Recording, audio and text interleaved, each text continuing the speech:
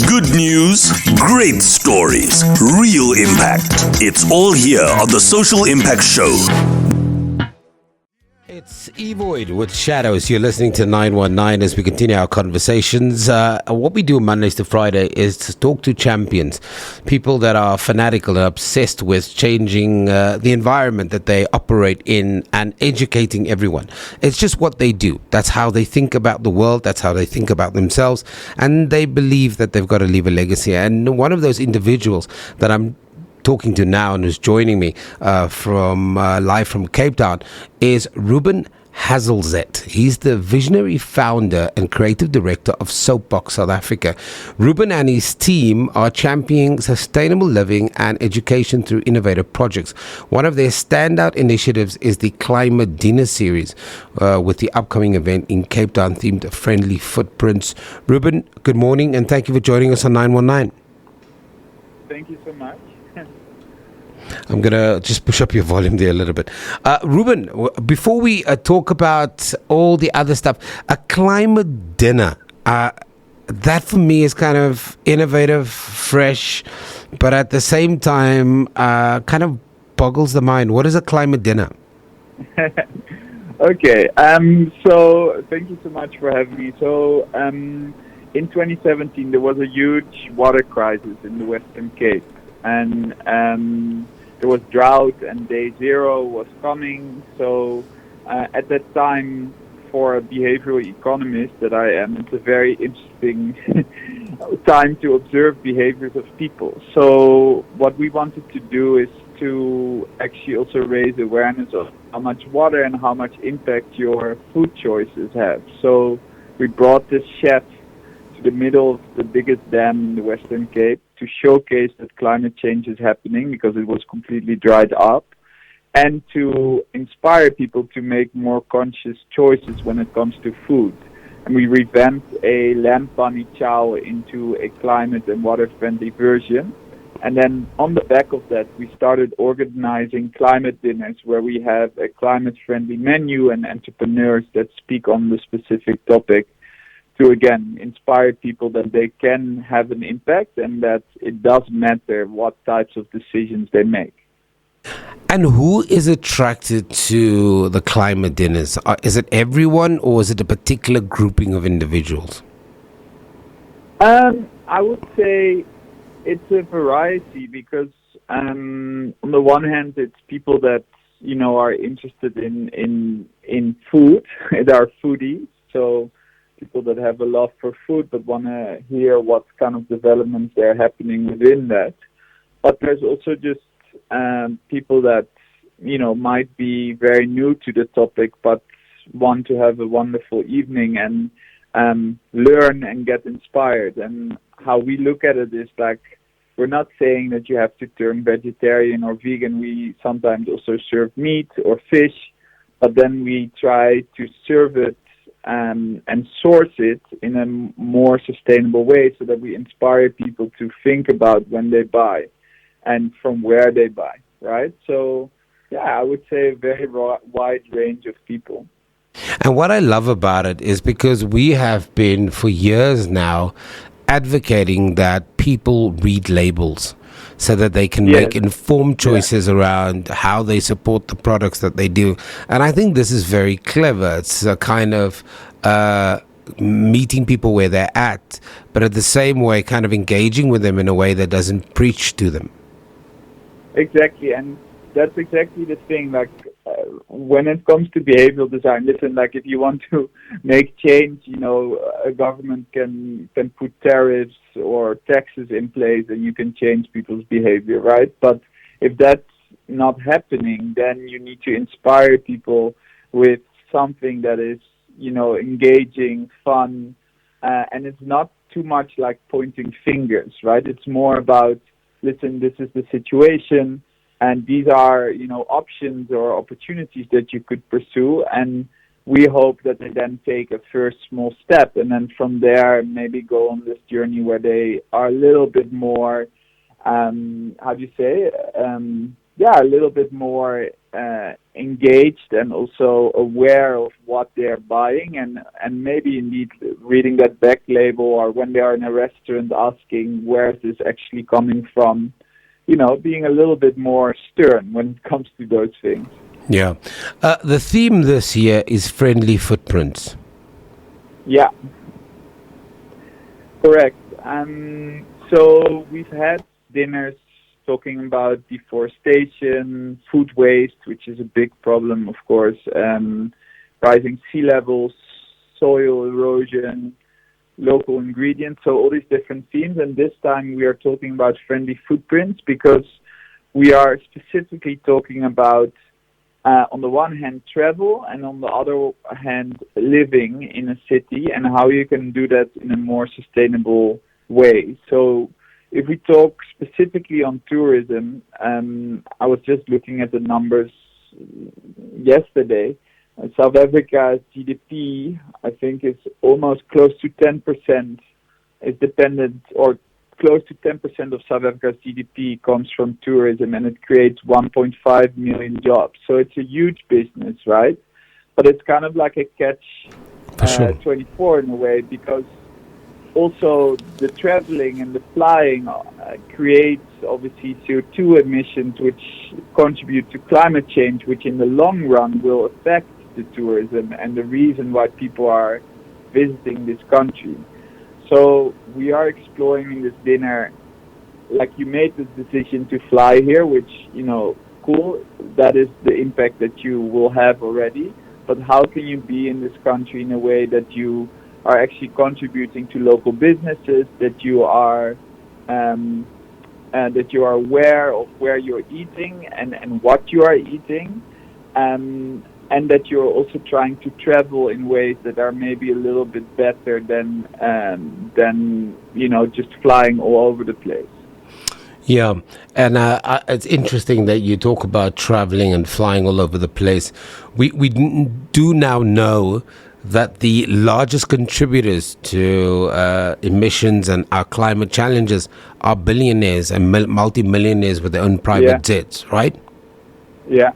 So this idea of sustainable travel, it's a fairly I don't mean it was cooked up yesterday, but it's a fairly new concept in terms of sustainable travel, and a lot of people are still trying to come to terms with how I travel, especially if you enjoy traveling and you're one of those individuals that are fortunate enough to travel often, or let's say maybe 3 or 4 times a year. In this dinner, will you unpack for those people that might not have the skill set or the knowledge on actually how to start thinking about traveling sustainably? Yes, 100%, and that is right. That's the idea, and also with the speakers that we invite. So, for example, we have a speaker coming from Abalobi, which is this incredible, kind of like tech company within small-scale fisheries. So that's very much focusing on food and what type of food you're eating. So what they have done is they made the fishing industry, or they're trying to make the fishing industry completely transparent, because very often when you eat at a restaurant or even buy fish in a supermarket, you have no clue where that fish is from. So what they do is they use satellites and kind of like tracking through QR codes to a level that when the fish arrives on your plate in a restaurant, you can scan a QR code and text the fisherman who caught that specific fish and thank him. So that's like from a food point of view where we try to inspire. And then we have an amazing speaker called Siki from Siki's Coffee Cafe in Kailicha, one of the bigger townships in Cape Town, who built his coffee, let's say empire, on the back of tourism, where he did a lot of tours, so township tours, but combined it by showcasing local entrepreneurs and helping them flourish, which also enabled him to have now 2 locations and have his own coffee roasting company, actually. So What we are saying, and I guess the message on this dinner is to say, okay, the flying is a difficult topic, right? There is obviously ways of where you can offset your flying by investing in local businesses like Wonderbag, which is also an incredible company in South Africa, by the way. That's obviously way on the flying. But then when you are here, try to use that money wisely and spend it on businesses that are local and that are still small scale, so that they can develop themselves into these wonderful organizations, and be on point when you eat, to think about, okay, where is this actually from, and interest yourself in the food of South Africa, and maybe don't eat foreign food, but try to kind of like interest yourself of what is from South Africa and what is produced here as well. You talked about, when we started the conversation, you talked about the lamb bunny, right? As somebody who's originally from Cape Town, you just made my mouth water, because I can imagine how amazing it must have been. But this time around, you've got Italian MasterChef Lapo Magni. He's leading the event. What makes his approach to sustainable cooking so special? And what can guests expect? And we want everybody to support this. I'm an advocate that people support these projects, because that's the only way we're going to make a change. So what is his approach going to be? What is Italian MasterChef Lapo Magni going to do different?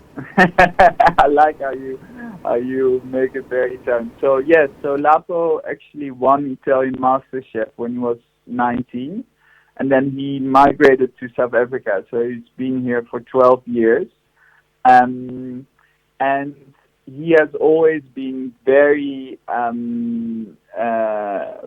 much engaged in sustainable cooking, and being interested in like creating flavors, but also experiences that inspire people to pursue that road into celebrating farmers. The first time that I met Lapo was at this festival, and I heard him saying, "Farmers are awesome." Right? And sure. It is something that we need to support, and there's so amazing, producers in South Africa. The soil is so rich, and such beautiful ingredients can come from him. Can come from here. Sorry. So what you can expect is that we will explore, local dishes, but then in a way where we source ingredients and integrate certain organizations like Abelobi that tell a message, right?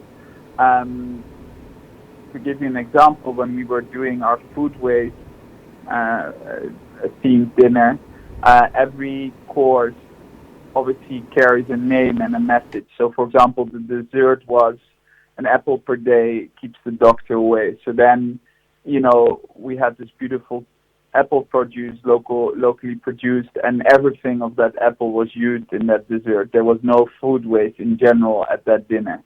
So, in this case, with the friendly footprints, it will be a journey, exploring different dishes in South Africa, but then giving them a twist which makes them climate friendly and also like sustainably sourced.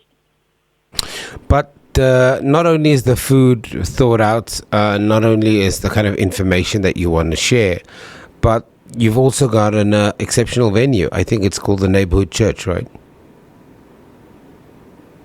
Yes, exactly. So we'll be organizing the event in the Neighbourgood Church. And Neighbourgood is an organization that provides kind of like work, living, and eating experiences. But what is very special is that they have this new location at the back of the St. George Cathedral on Wales Street in Cape Town. And it's part of the church, and they're turning that whole space into a NGO co-working space, because they want to make Cape Town a capital for NGOs, so our goal, so with this dinner, is to showcase some of these NGOs, but also to help Neighbourgood in that cause. And in this case, I guess, like, to showcase organizations that are involved with biodiversity or conservation. Think about your Green Pop, for example, who is one of the biggest, I guess, NGOs in South Africa who plant trees. And they have also their famous Reforest Festival in April, where people come to plant trees that are indigenous, so that they kind of like keep the wonders of all these indigenous plants of South Africa and trees alive. So, like, Neighbourgood is a great venue for us because it talks to the wonderful organizations that are here that you as a tourist or as a local citizen can support, either by volunteering or obviously donating money to. So this is another event in the Climate Dinner series. How many have you had so far, and what's the big picture thinking here, Ruben?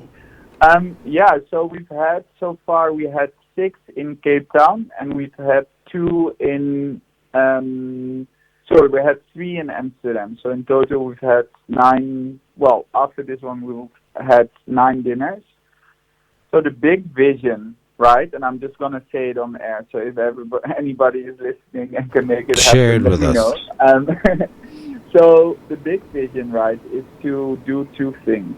The idea behind the climate diet and these climate dinner series is to showcase that climate change is happening right around us, and especially in the global south, in countries like South Africa, there's actually a lot of climate injustice, I would say, right? It was now at the climate conference, there was a big discussion of how much do the more developed countries need to pay to less developed countries to help them mitigate the risks of climate change.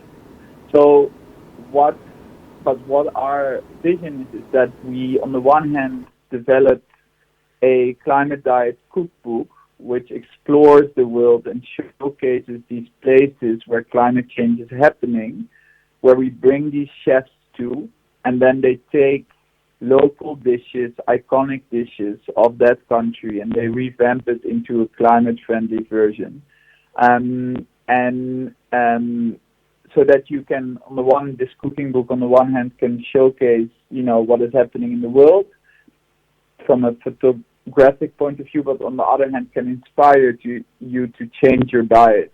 And I believe that there is an amazing series opportunity for a streaming platform to basically travel to these different places and meet these different chefs that talk about the importance of locally sourced food, sustainably producing food, showcasing on the one hand the wonders of that country, but also its threats, and so that we can build a population that is more conscious and understands that what they are eating has consequences. Right?